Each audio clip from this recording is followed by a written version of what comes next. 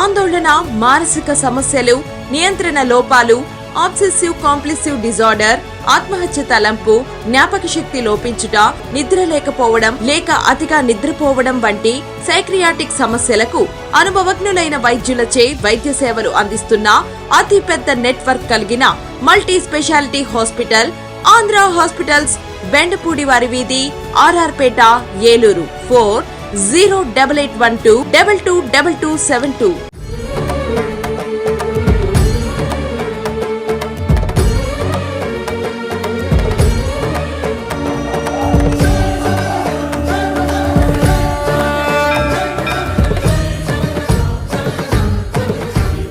లక్ష్మీ వల్లభారంభాం వికనో మణిమధ్యమాం అస్మదాచార్యపర్యంతాం వందే గురుపరంపరాం. శుక్లాంబరధరం విష్ణుం శివర్ణం చతుర్భుజం ప్రసన్నవదనం ధ్యాయేత్ సర్వవిఘ్నోపశాంతయే. నారాయణం నమస్కృత్య నరం చైవ నరోత్తమం దేవీం సరస్వతీం వ్యాసం తతో జయముదీరయేతు. సర్వేభ్యో శ్రీ మహాగజనేభ్యో నమః. 17/11/2025 అంటే మనం 17 అధ్యాయాన్ని అంతా కూడా వింటున్నాం. కార్తీక పురాణాన్ని సాక్షాత్తు వశిష్ఠ మహర్షి జనకుడితో చెప్తున్నాడు. కార్తీక పురాణం వింటూ వశిష్ఠుడు చెబుతున్నాడు, అంబరీషోపాఖ్యానం చెబుతున్నాడు. ఆయన అంబరీషుడు చాలా మహాభక్తుడని, నిగర్వి ఆయన చక్రవర్తి అయినప్పటికీ కూడా ఎప్పుడూ కూడా వినయం చేత, నారాయణుడి పట్ల అపూర్వమైన అచంచలమైన భక్తిభావం చేత ఏకాదశి వ్రతాన్ని ఎప్పుడు ఆచరిస్తూ ఎల్లప్పుడూ హరినామస్మరణ చేస్తూ అలాగా మహాభక్తుడైన విన్నామంతా కూడా. అలాగా ద్వాదశ పారాయణ సమయంలో దూర్వాసుడు వచ్చాడని, దూర్వాసుడు రావడం ఆలస్యపడింది, జలం పుచ్చుకుంటే ఆయన అనేక శాపాలు ఇచ్చాడు. ఆయన శాపాలు ఇస్తే పరిగెట్టాడు. ఇంకా అంతా అన్ని లోకాలు పరిగెడితే చివరికి నారాయణ వద్దకు నారాయణ నమస్కరిస్తే నారాయణుడు చాలా గట్టిగానే మందలించాడు దుర్వాసుడిని. జలపానం చేయడం ఏమి తప్ప అడిగాడు. శాస్త్ర ప్రకారం అది ద్వాదశి వెళ్ళిపోతుంది కాబట్టి ఆయన ఆ విధముగా జలపారాయణ చేయడం తప్పే ఉంది. ఎందుకంత ఆవేశం అన్నాడు ఆయన. ఎన్ని శాపాలు ఇచ్చా, 10 శాపాలు ఇచ్చా, 1 కాదు 2 కాదు, ఇంకా ఇవ్వడా ప్రయత్నం చేశాను. నువ్వు అసలు శపిస్తావా? ద్వాదశి వెళ్ళిపోతుందని జలమును పుచ్చుకున్నటువంటి నా భక్తుడైన అంబరీషుడి పట్ల దమానుష్యంగా ప్రవర్తించి ఇవ్వకూడని భయంకరమైన శాపాలు ఇచ్చామని చెప్పాడు ఆయన. దుర్వాస ఆ శాపాలు నేను స్వీకరించి అన్నాడు ఆయన. నువ్వు ఇచ్చిన 10 శాపాలు అంబరీషుడికి ఏం సంబంధం ఉండదు, నేను పుచ్చుకున్నాను చూసా అంటే ఆశ్చర్యపోయాడు ఆయన. మహానుభావ క్షమించమన్నాడు ఆయన. చాలా అపరాధం క్షమించమని, నిజంగా అజ్ఞానం చేత ప్రవర్తించాను, ఇంత భయంకరంగా ఏనాడు కూడా ప్రవర్తించకూడదు కానీ ప్రవర్తించాను నేను. ఇంత దురహంకారము చేత క్రోధాన్ని అదుపులోకి చేసుకోలేక ఇలాంటి శాపాలు ఇచ్చాను స్వామి. అందులో మీరు తీసుకున్నా అంటున్నారు కదా స్వామి, నన్ను క్షమించమని దుఃఖించాడు పాప ఆయన. నారాయణ ఏమన్నా అంటే ఏం పర్వాలేదన్నాడు. కల్పేస్మిన్ వర్తమానాచ జగతస్థితి కారణాత్ అహం శంక పదార్థాయ రక్షణాయ మనోరపి మహామీనం భవిష్యామి ప్రళయే వాంతరేవతి. చేపగా పుట్టమని చెప్పించావు కదా, నేను ఏం చేస్తాండి ఈ కల్పమున ప్రళయముందు జగత్తు యొక్క స్థితి కాపాడడం కోసం, అలాగే శంకాసురుని సంహరించడం కోసం, మనువును రక్షించడం కోసం మత్స్యావతారాన్ని పొందుతుంటాను. నువ్వు ఇచ్చిన మొదటి శాపం ఇలా జగత్ కళ్యాణం ఉపయోగిస్తాను చెప్పాడు ఆయన. రెండవ శాపం సురాసురన్నముదిదం అధ్యాన్నతం మందరాచలం కూర్మ సంధారయిష్యామి. తాబేలుకు అమ్మని చెప్పించావు కదా, దేవదానులు ఇద్దరు కూడా క్షీరసాగర మదనం చేస్తారు. ఆ సమయంలో మందర పర్వతం అలా ధరించడం కోసం తాబేలుగా అవతరిస్తాను, అదే కూర్మావతారం అన్నాడు ఆయన. నువ్వేమన్నావు, మళ్ళీ వరాహం కావని శపించావు కదా, హిరణ్యాక్షస్య నాసాయ భూమే ఉద్ధరాయ నాచ వరానోహం భవిష్యామి మహానీలాచలోపమః. హిరణ్యాక్షుని సంహరించడం కోసం, ఈ భూమిని ఉద్ధరించడం కోసం వరాహ అవతారం ఎత్తుతని చెప్పాడు ఆయన. అలాగే ఓ దూర్వాస మహాముని హిరణ్యకశిపుని సంహరించడం కోసం నృసింహ అవతారాన్ని పొందుతాను. హిరణ్యకశిపంతు హంతం నృసింహో వికృతాపన్నః భవిష్యామి క్రోధజ్వాలల చేత వికృతానుడై భయంకరమైనటువంటి నరసింహుడుగా అవతరించి ఆ హిరణ్యకశిపుని సంహరిస్తాను, ఆ విధముగా అవతారం ఉంతా అని చెప్పాడు ఆయన. వాముడు పుట్టి కాబట్టి అన్నావు కదా, వామనోహం భవిష్యామి లోకత్రయ జిగీషయ. వామనుడిగా పుట్టి అలాగే బలిచక్రవర్తి అణిచివేసి ఇంద్రుడికి పోయిన రాజ్యం ఇవ్వడం కోసం మళ్ళీ పొట్టివాడిగా వామనుడిగా పుడతానయ్యా అన్నాడు ఆయన. జామదగ్నస్య రామోహం క్రూరకర్మ ద్విజోత్తమ. బ్రాహ్మణుడి వైపు పుట్టి క్రూరకర్మ అనుభవించదు కాక అని చెప్పించాడు ఆయన. అందుకోసం ఆయన ఏమన్నా అంటే క్షత్రియ నాశనం కోసం మహాబలము చేత క్రూరకర్ముడినై పరశురాముడని పేరు చేత మళ్ళీ దుర్మార్గులైన రాజులందరినీ సంహరించి ధర్మ సంస్థాపన చేస్తాను, అప్పుడు నువ్వు అన్నట్టుగా క్రూరుడైన బ్రాహ్మణుడిగా జన్మిస్తా అన్నాడు ఆయన. రావణస్య వినాశనార్థం రామో రాజీవలోచన భవిష్యామి నుపస్తస్మా దాత జ్ఞాన వివర్జిత. రావణుడి యొక్క సంహారం కోసం ఆత్మజ్ఞానశూన్యుడు అన్నావు కదా నువ్వు, ఆత్మజ్ఞానశూన్యుడు అయిన రాజుగా జన్మించమన్నావు, అలా రాముడిగా జన్మిస్తాను, నేను జన్మించి రావణాసురుని వధిస్తాను అన్నాడు ఆయన. కాముడివే జన్మించమని చెప్పి శపించాడు ఆయన. పునయస్సద వంశే కృష్ణ కమలలోచనే గోపీజారో భవిష్యామి జ్ఞానినాం ధురి సంస్థిత. యదువంశమునందు ఆత్మజ్ఞానము కలిగి కాముకులతో కామకుడినై గోపికలతో కామకుడినై రాజ్యము లేని కృష్ణుడిగా పుట్టబోతున్నానయ్యా. చివరి కలియుగమందు పాపమోహం కోసం బుద్ధుడిగా అతిథి కుమారుడిగా పుట్టి పాషాండ మార్గాన్ని అంటే నాస్తికవాదాన్ని బోధిస్తానయ్యా అని చెప్పాడు. కలేరమ్మంతే భవిష్యామి విప్రో విప్రాదిఘాతుక. కలియుగాంతముందు శత్రుఘాతకుడైన బ్రాహ్మణుడిగా జన్మిస్తాను, ఇలా జన్మించి ధర్మ సంస్థాపన చేస్తానయ్యా. నీవు ఇచ్చిన 10 శాపములని కూడా ఈ విధముగా లోకరక్షణగా ఉపయోగిస్తున్నాను, నువ్వేం బాధపడ్డానన్నాడు ఆయన.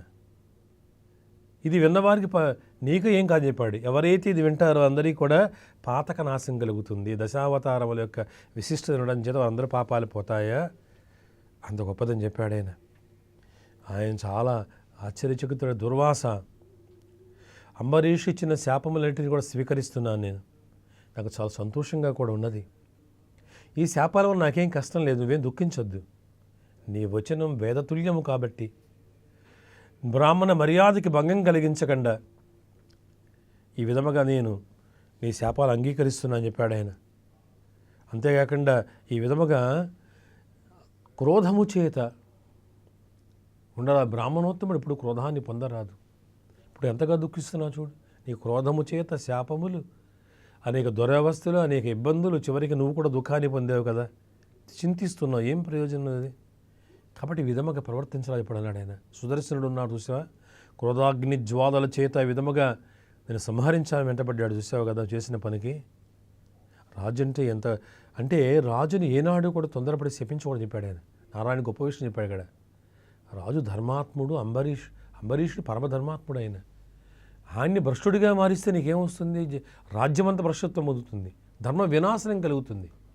అందుకోసమే రాజుని ఎప్పుడైనా సరే శపించేటప్పుడు చాలా జాగ్రత్తగా ఆలోచించాలి. అంతే ఇష్టోజన శపిస్తే ఏమవుతుందంటే చాలా ఇబ్బంది. పరీక్ష నరేంద్రుడిని శపించాడు శమీక మహర్షి. ఎంత ప్రమాదం అసలు అంటే, ఒక మహాత్ముడిని శపించడం వల్ల ఏమవుతుందంటే ధర్మానికి విఘాతం కలుగుతుంది. నువ్వు ఎంత పని చేశావు, అలాంటి మహానుభావుని శపిస్తావు అన్నాడు ఆయన. ఆ రాజు అంటే గో సంరక్షణ, ప్రజా సంరక్షణ, ధర్మ సంరక్షకుడే రాజు అంటే. ఇలాగా లోకం పరిపాలిస్తుంటాడు. మనుషుల్నే కాదు, స్వేదజ అండజ ఉద్భీజ జరాజం, అంటే అన్ని జీవులకు ఆధారం రాజు అని చెప్పాడు ఆయన. కాబట్టి అటువంటి రాజుని విధముగా నువ్వు శపించి అవమానం చేయడం మహాపాపం అయ్యా అసలు. అందుకోసం రాజు విషయం ఎప్పుడూ కూడా తొందరపడే నిర్ణయం తీసుకొని చెప్పాడు ఆయన. బ్రాహ్మణుడివి, ధర్మాత్ముడివి, సాక్షాత్తు శివాంశ సంభూతుడివి, ఎంత పాపం అన్నాడు ఆయన. ఇది ప్రాయశ్చిత్తం చేసు పాపం అన్నాడు ఆయన. ఎప్పుడూ కూడా బ్రాహ్మణుడు దుర్మార్గుడు కారాదన్నాడు ఆయన. బ్రాహ్మణుడు ఏనాడు హింస చెయ్యరాదన్నాడు ఆయన. కాబట్టి ఈ విధముగా ఎంత పని చేసావు చూసావు కదా. బయలేశ విహీనస్య క్షాత్రకీర్తిముపాగతః.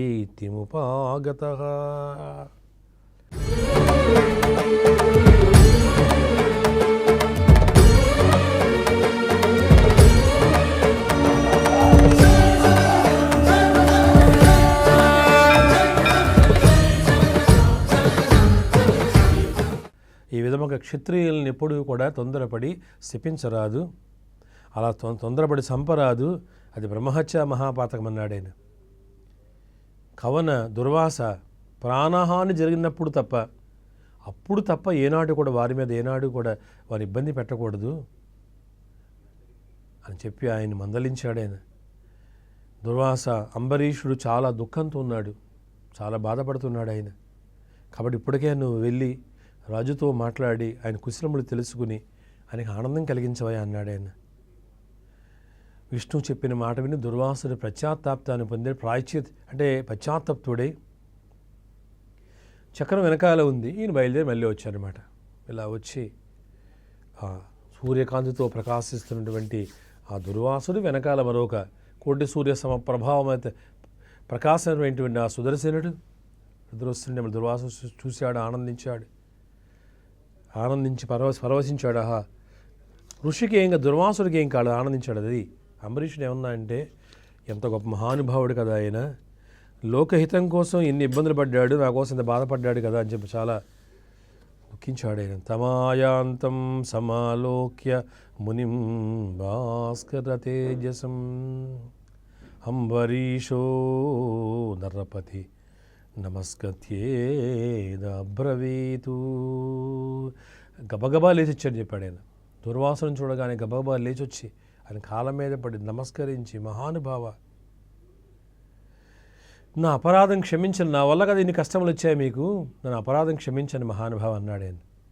ఆయన ఏముందా అంటే, మహానుభావ నీలాంటి ఉత్తముడు పట్ల ఇంత అమానుషంగా ప్రవర్తించాను కదా, నేను పాపం చేశాను అడిగిన.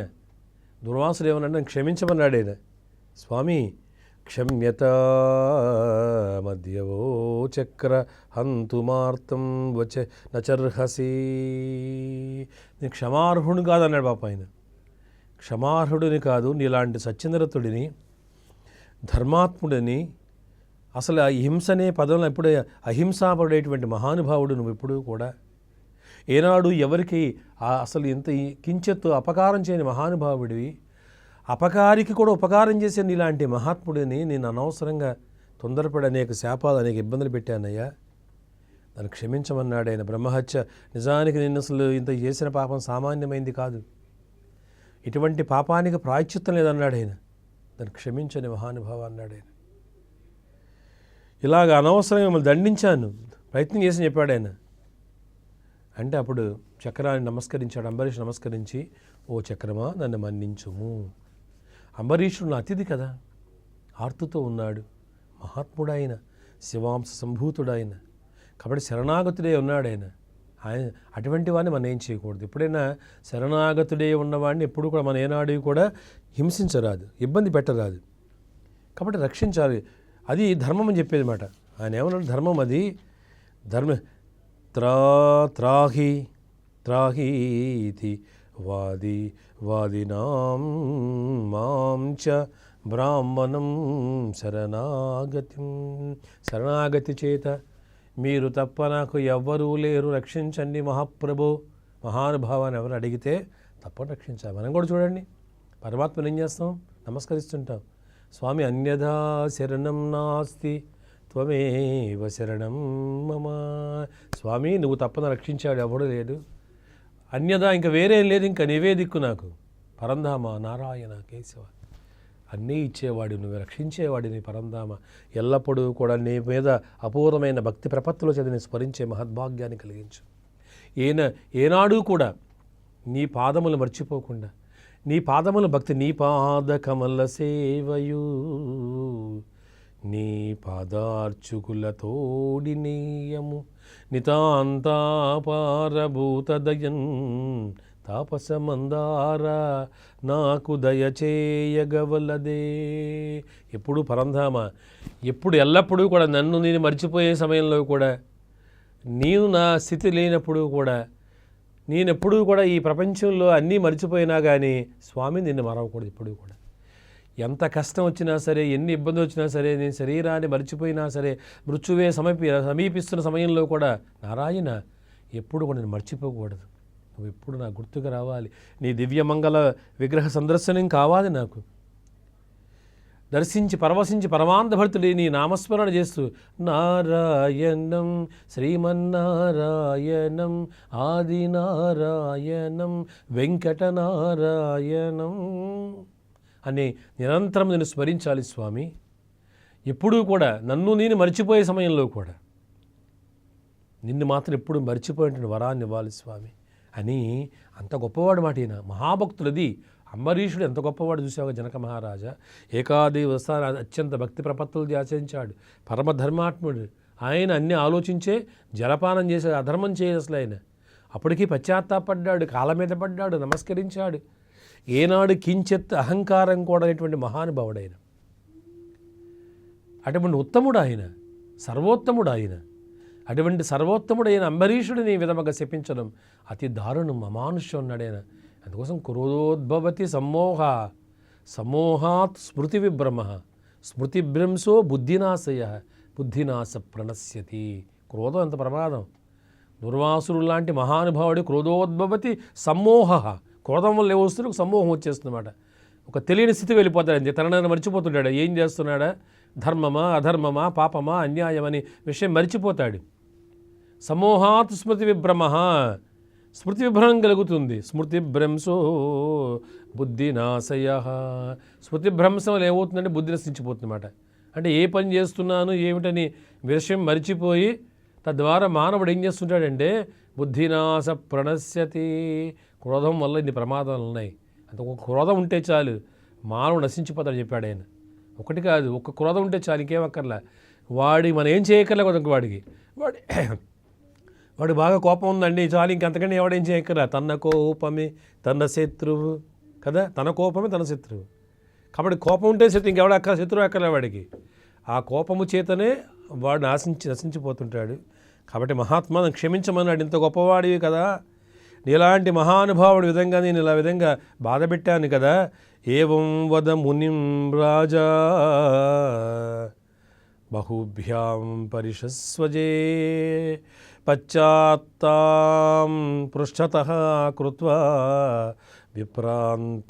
విప్రాంతస్థౌ నృపస్వయం విస్పారితధనుస్యాసౌ సమ్ముఖో భయవర్జితః అంబరీష ఇదం వాక్య ముక్తవాంస సుదర్శనం. సుదర్శన నమస్కరించాడాయన. సుదర్శన శరణాగతుడైన బ్రాహ్మణుని రక్షించడం విధి అన్నాడాయన. మానవ ధర్మం అంతకంటే మహాపాపం లేదు. శరణాగత అన్నవాడిని కూడా ఏదైనా చేశామంటే, మనం వాళ్ళని ఇబ్బంది పెట్టామంటే, రక్షించకపోయామంటే అంతకంటే మహాపాపం లేదన్నాడు ఆయన. ఇది మహాపాతకం అవుతుంది. కాబట్టి మహానుభావ తప్పనిసరిగా మనం ఓ చక్రమా అన్నాడు. అందుకోసమే స్వామి ఓ సుదర్శన నేను నమస్కరిస్తున్నాను, నేను కావని విధముగా ఆయనను వదిలిపెట్టము అంటే సుదర్శన ఎప్పుడు శాంతించాడు ఆయన? అంబరీషుడు ప్రార్థిస్తే శాంతించాడు ఆయన. అది అంతవరకు శాంతించలేదు ఆయన. నారాయణ భక్తికి జోలికి వస్తావరా నువ్వు? అసలు ఎంత అహంకారం నీకు, అసలు ఎంత పొగరుసులు. పరమాత్ముడు భక్తులు జోలికి వస్తావని సంగతి తెలుస్తున్నాడు ఆయన. భగవద్భక్తులు జోలికి వస్తే నారాయణుడు ఊరుకుంటాడేమో, అస్సలు నేను సహించని చెప్పాడు ఆయన. అందుకోసం సుదర్శనుడికి చాలా కోపం వచ్చింది. ఎప్పుడైనా అంతే. ఈ జగత్తులో భగవద్భక్తుల జోలికి వెళ్ళిన వాడికి వాడి వినాశనాన్ని వాడి కొని తెచ్చుకున్నట్టు. ఎప్పటికైనా సరే వాడు నాశనం కాక తప్పదు. పరమాత్మ చెప్పాడు కదా, గోవుల యందు వేదములయందు విప్రులయందు తగిలినాయందు చెప్పాడు కదా ఆయన. ఎవడైనా అధర్మం చేస్తే, పాపం చేస్తే, భక్తుల జోలికి వస్తే, గోవుల జోలికి వెళితే, విప్రుల జోలికి వెళితే, వేదాం జోలికి వెళితే, ఇవన్నిటి జోలికి వెళితే వాడిని ఎప్పుడు కూడా నేను క్షమించను, నాశనం చేస్తాను అని చెప్పాడు ఆయన. అందుకోసం భగవద్భక్తుల జోలికి వస్తే అసలు నేను సహించి చెప్పాడు. సుదర్శనుడు ఏమన్నా అంటే అసలు నేను సహించని చెప్పాడు. పరమాత్ముడు సహించవచ్చేమోగాక, కానీ నారాయణుడు భక్తుల జోలికి, హరిభక్తుల జోలికి ఎవడొచ్చినా సరే వాడంతా చూస్తా అని చెప్పాడు ఆయన. అదే ఆయన. అందుకోసం ఆయన ఆ విధముగా ఎప్పుడైతే అంబరీషు నమస్కరించాడో ఆయన శాంతించాడు. యథావిధిగా మరలా చక్రాన్ని నమస్కరించి చేతులు జోడించి నమస్కరించాడు అన్నమాట. చక్రమా ఆగు ఆగు నీకు నమస్కారం అని చెప్పి నమస్కరించి, వద్దు చంపకూడదు, అతిథి అయ్యా నాకు. ఆయన ఆతిథ్యం తీసుకుంటాకు వచ్చాడు. దుర్వాసుని మహానుభావుడు ఆయన. ఏదో కొంచెం క్రోధం చేత అలా ప్రవర్తించాడు. పశ్చాత్తాపడుతున్నాడు కదా. ఆగవయ్య మహానుభావ, చక్రమా ఆగవయ్య అని చెప్పి అంటుంటే చక్రం అలా అన్నాడు. చక్రమా ఆగమా అని చెప్పి అలా అంటుంటే సుదర్శనాలు చూస్తున్నాడు అన్నమాట అని చెప్పి. ఇది శ్రీ స్కాంద పురాణే కార్తీక మహత్మ్యే సప్తవింశోऽధ్యాయ సమాప్తః. స్వస్తి ప్రజాభ్యః పరిపాలయంతాం న్యాయేన మార్గేణ మహిం మహీషః. గోబ్రాహ్మణేభ్యః శుభమస్తు నిత్యం. లోకాః సమస్తాః సుఖినో భవంతు. ఓం సహనా భవతు సహనౌ భునక్తు సహ వీర్యం కరవావహై తేజస్వినావధీతమస్తు మా విద్విషావహై. ఓం శాంతి శాంతి శాంతి. హరి ఓం తస్సత్. సర్వం నారాయణార్పణమస్తు.